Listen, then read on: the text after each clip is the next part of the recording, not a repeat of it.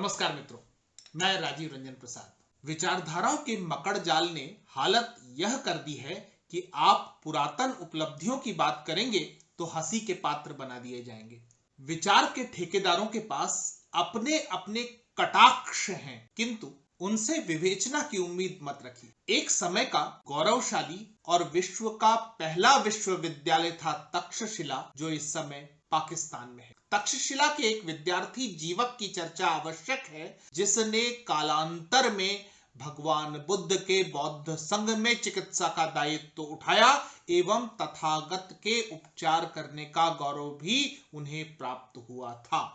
कतिपय ग्रंथ जीवक को वैशाली की चर्चित नगरवधु आम्रपालिका तो कुछ मगध की जनपद कल्याणी शालवती का परित्यक्त पुत्र मानते हैं, जिसका जीवन मगध के युवराज अजातशत्रु ने बचाया था। कालांतर में अध्ययन के प्रति उनकी ललक से प्रभावित होकर सम्राट बिंबिसार ने तक्षशिला अध्ययन के लिए भेजा। उस समय भारतवर्ष के पश्चिमी छोर पर अवस्थित तक्षशिला विश्वविद्यालय में 10,000 से अधिक विद्यार्थी विद्वान आचार्यों के मार्गदर्शन में विद्याध्ययन करते थे। किशोर वय के विद्यार्थी विश्वविद्यालय के अधीन संचालित होने वाले विभिन्न गुरुकुलों में प्रवेश करते और अध्ययन समाप्त करने के पश्चात ली जाने वाली परीक्षा उत्तीर्ण कर अपने अपने जनपदों में लौट जाया करते थे। विश्वविद्यालय में विशिष्ट एवं उच्च स्तरीय अध्ययन की व्यवस्था थी। प्रवेश लेने वाले विद्यार्थी प्राथमिक शिक्षा अपने जनपद के गुरुकुलों अथवा आचार्य से प्राप्त कर ही यहाँ पहुंचते थे। प्रत्येक विद्यार्थी जिसे विश्वविद्यालय में प्रवेश प्राप्त हुआ, वह राजा और रंक के विभेद से अवमुक्त था। धर्म शास्त्रों के अतिरिक्त आयुर्वेद, धनुर्वेद, हस्त विद्या त्रयी, व्याकरण, दर्शन शास्त्र, गणित, ज्योतिष, गणना, संख्यानक, वाणिज्य, सर्प विद्या, तंत्र शास्त्र, संगीत, नृत्य, चित्रकला, विधि शास्त्र आदि विषयों के अध्येता तक्षशिला में समुपस्थित थे। जीवक ने चिकित्सा शास्त्र के चर्चित आचार्य आत्रेय का शिष्यत्व ग्रहण किया। अध्ययन का समापन हुआ तब आचार्य ने जीवक से कहा कि तक्षशिला में सर्वत्र भ्रमण करो और मेरे पास ऐसी वनस्पतियों को लेकर आओ जिनका कि उपयोग किसी भी औषधि के रूप में नहीं हो सकता है। जीवक कई दिनों भटकता रहा और निराश होकर अपने गुरु के पास लौट आया। उसे ऐसी कोई वनस्पति नहीं मिली थी। जीवक अपने अध्ययन के प्रति चिंतित हुआ, चूंकि उसके साथी विद्यार्थी थैला भर भर कर वनस्पतियां लेकर गुरु के सम्मुख उपस्थित हुए थे। एक विद्यार्थी तो बैलगाड़ी भरकर ऐसी वनस्पतियों को लेकर आया था जिनका प्रयोग किसी औषधि के रूप में नहीं होता। गुरु आत्रेय ने अन्य विद्यार्थियों को छोड़कर जीवक को कंठ से लगा लिया और कहा कि जाओ वत्स, तुम्हारी शिक्षा पूरी हुई, अब जगत का कल्याण करो।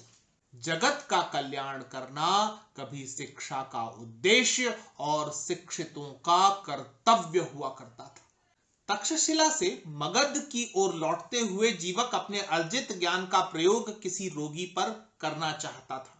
साकेत नगरी में उसे एक धनी श्रेष्ठी की पत्नी के विषय में ज्ञात हुआ, जो सिरो रोग से बहुत लंबे समय से पीड़ित थी। जीवक स्वयं श्रेष्ठी से मिला और निःशुल्क उपचार करने का उसे प्रस्ताव दिया। घृत में उसने अनेक ऐसी जड़ी बूटियों को सम्मिलित कर पकाया जिसकी जानकारी अपने शोध से उसे ज्ञात हुई थी। जीवक ने स्त्री को उत्तान लेटने के लिए कहा तथा नास छिद्रों से औषधि डालने लगे। औषधि युक्त घृत कुछ देर बाद मुख से बाहर आने लगा और स्त्री को अपने कठिन रोग से इसके साथ ही मुक्ति मिल गई थी। वैद्य के रूप में जीवक की ख्याति यहां से ही आरंभ हुई। ग्रंथों में जीवक के द्वारा सम्राट बिंबिसार के भगंदर रोग, अवंती के राजा प्रद्योत के पांडु रोग आदि का उपचार करने का भी उल्लेख मिलता है। जीवक एक कुशल शल्य चिकित्सक बने। उन्होंने वाराणसी जाकर मोक्षचिका के पीड़ित एक रोगी की शल्य चिकित्सा की। वह ठीक से न तो भोजन कर पाता था, न ही मलमूत्र का निष्कासन सहजता से हो रहा था। जीवक ने उदर भाग में शल्य चिकित्सा कर रोगी की उलझी हुई अंतड़ियों को खोल दिया। जीवक की चिकित्सा का तरीका उनकी बुद्धिमत्ता तथा प्रयोग दक्षता की ओर इशारा करता है। एक चर्चित उदाहरण है, जब राजगृह का एक श्रेष्ठी उनके पास उपचार के लिए आया। वह भयावह सिर दर्द से पीड़ित था। किसी वैद्य ने 6 दिन में तो किसी ने 4 दिन में उसकी मृत्यु हो जाने की बात कही थी। जीवक ने परीक्षण किया और कहा, ठीक हो जाओगे, लेकिन शल्य चिकित्सा करनी होगी। इसके उपरांत फिर 7 माह तक दाहिने करवट, अगले 7 माह तक बाएं करवट, फिर 7 माह तक उत्तान लेटे रहना होगा। श्रेष्ठी को जीवन बचाना था, वह तैयार हो गया। जीवक ने उसे औषधि युक्त मदिरा पिलाई, फिर शल्य चिकित्सा के लिए हाथ बांध दिए। अब सिर की त्वचा को काटकर कपाल में कुछ औजार डाले और 2 कीड़े जीवित अवस्था में बाहर निकाले। उसने बताया कि यदि मस्तिष्क में ये कीड़े काट लेते तो मृत्यु होनी निश्चित थी। अब बारी श्रेष्ठी के विभिन्न अवस्थाओं में विश्राम करने की थी, परंतु वह 7 दिवस में ही बेचैन हो उठा और अगली करवट की जिद करने लगा। जीवक ने 7 दिनों के लिए अगली करवट, फिर अगली 7 दिनों के बाद उत्तान अवस्था में ला दिया और 21वें दिन कहा कि अब आप पूरी तरह स्वस्थ हो। लेकिन 21 माह के स्थान पर केवल 21 दिन, यही उस श्रेष्ठी का भी प्रश्न था। इस पर जीवक ने कहा कि विश्राम के लिए विभिन्न अवस्थाओं में 21 दिवस की अवधि ही चाहिए थी, परंतु यदि वह पहले ही 21 दिवस बता देता तो संभव है कि श्रेष्ठी को 4 दिन में ही बेचैनी का अनुभव होने लगता। यही किसी भी मरीज का सामान्य मनोविज्ञान होता है।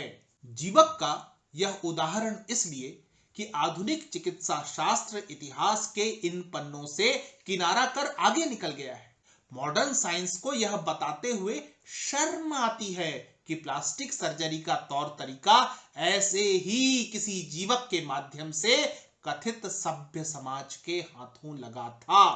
हम मानसिक गुलाम लोगों के लिए प्राचीन ज्ञान, प्राचीन शिक्षा पद्धति, प्राचीन अन्वेषण, प्राचीन चिकित्सा पद्धति आदि मिथक हैं, हास्यास्पद है। हम साइंस के आगे मॉडर्न लगाकर, शिक्षा प्रणाली के आगे आधुनिक लगाकर और सोच के आगे प्रगतिशील जोड़कर इतिश्री कर लेते हैं। जीवक का उदाहरण हमारे आगे प्रश्न चिन्ह है कि शल्य चिकित्सा के जनक देश में क्यों चिकित्सा का विज्ञान अब आयातित करना पड़ रहा है। हमारी शिक्षा प्रणाली में ही कोई चूक रही होगी ना। मित्रों, आज इतना ही। फिर मिलता हूं ऐसी ही किसी कहानी के साथ। अगर आपको मेरा ये चैनल पसंद आ रहा है तो कृपया इसे सब्सक्राइब करें। आप इस कहानी को लाइक या शेयर भी कर सकते हैं। नमस्कार।